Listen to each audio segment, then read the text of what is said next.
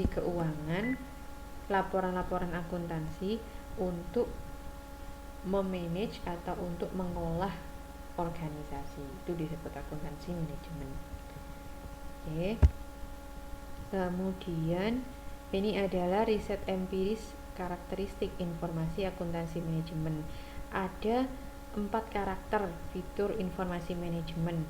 Yang pertama, cakupan informasinya harus luas. Informasinya harus menyeluruh.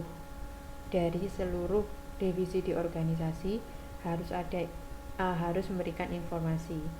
Kemudian ketepat waktuan. Informasi akuntansi manajemen ada saat dibutuhkan. Jadi kalau saya sedang butuh informasi tentang ini, tentang penjualan misalnya, informasi itu sudah ada. Nah, ini ketepat waktuan. Informasi yang agregat, yaitu menyeluruh, dan informasi yang terintegratif. Nah, ini fitur informasi manajemen. Kemudian ada tinjauan laporan keuangan dan manfaat laporan keuangan. Laporan keuangan untuk manajemen untuk dasar pengambilan keputusan dan peningkatan efisiensi operasi perusahaan. Laporan untuk perhitungan pajak dengan data yang sama, pembuat laporan disesuaikan dengan aturan perpajakan. Sedangkan laporan khusus dengan data yang sama, membuat laporan misalnya untuk pasar modal. Jadi ini macam-macam laporan untuk manajemen. Kalau laporan untuk manajemen ya untuk meningkatkan efisiensi mereka. Kalau laporan untuk pajak, datanya sama dengan laporan yang digunakan oleh manajemen.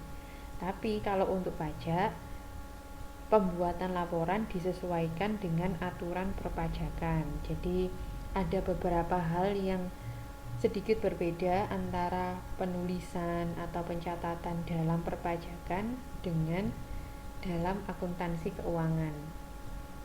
Tapi data yang digunakan sama. Kalau laporan khusus membuat sendiri, membuat sesuai dengan permintaan. Ini kebetulan yang diminta adalah untuk pasar modal, jadi digunakan untuk pasar modal.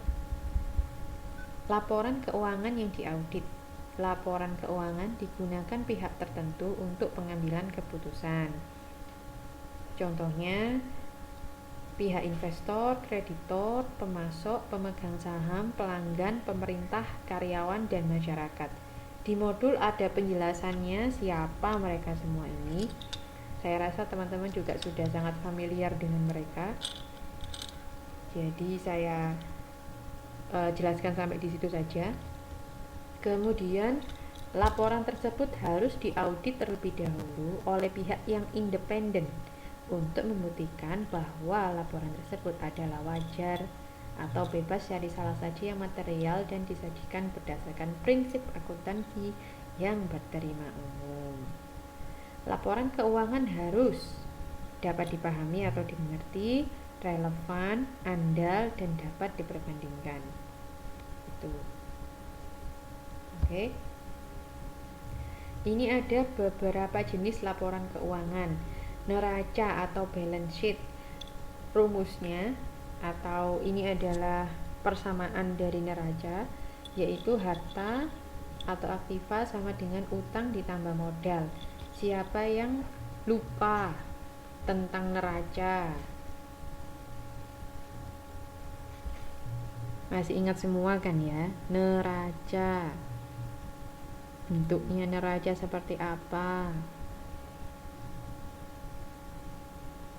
isinya apa saja neraca, masih hafal kan ya?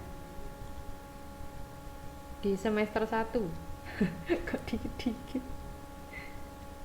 Semester 1 kan mempelajari neraca, betul?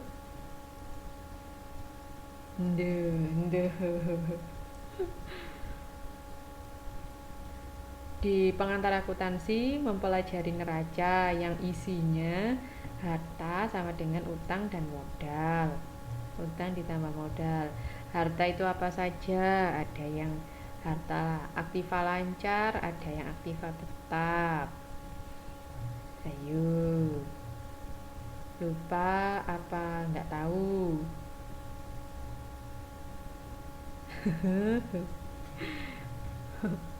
Baiklah, baiklah. Utang juga ada utang lancar, ada utang jangka panjang. Terus modal ada apa aja? Dibuka-buka lagi. Karena saya tidak akan menjelaskan secara rinci, oke? Lanjut lagi.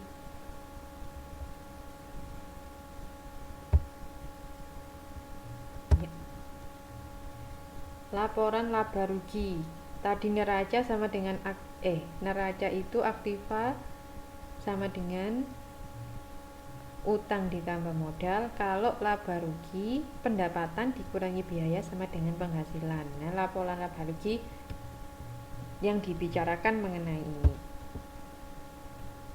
Sambil diingat-ingat apa itu laporan laba rugi. Terus ini bentukannya. Misalnya teman-teman lupa, ini adalah bentuk dari laporan laba rugi pada tahun 2002. Terus ini dengan menggunakan metode single step. Oke. Kalau ini multiple step. Sekarang laporan perubahan modal atau laba ditahan. Ada laba ditahan awal ditambah atau dikurangi laba atau rugi dikurangi laba yang dibagikan sama dengan laba ditahan akhir. Seperti ini. Nah, jika semuanya digabungkan, hubungan antara ketiga laporan keuangan tersebut, neraca itu apa? Neraca itu laporan posisi keuangan pada saat tertentu atau disebut snapshot. Kalau laporan laba rugi, laporan hasil usaha dalam jangka waktu tertentu. Kalau laba ditahan, laporan tentang laba yang dikembalikan pada pemegang saham.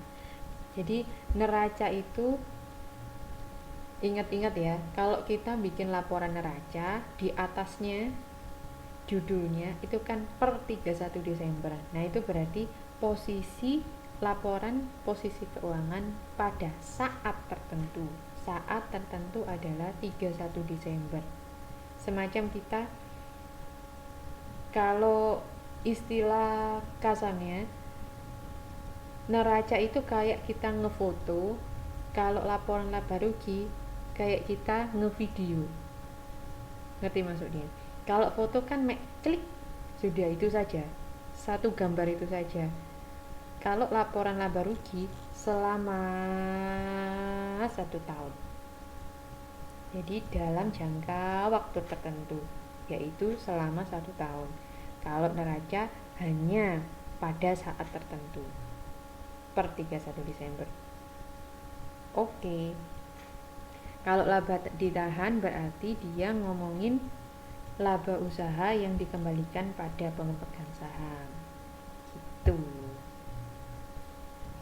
Ini lalu manfaat laporan keuangan. Dari laporan keuangan, laba yang belum dibagikan, laba ditahan, laba yang belum dibagikan, laporannya kan mana yang sudah, mana yang belum gitu, Mbak.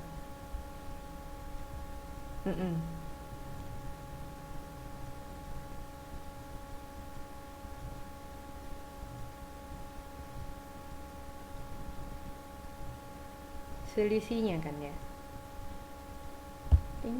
Kita mundur sini. Kan ini jadinya, ini adalah laporan laba ditahan.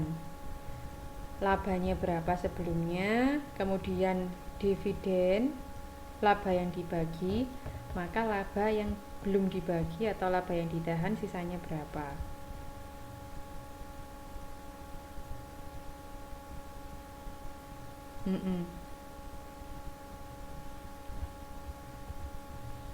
Iya, yang dibagi kan dividen itu tadi.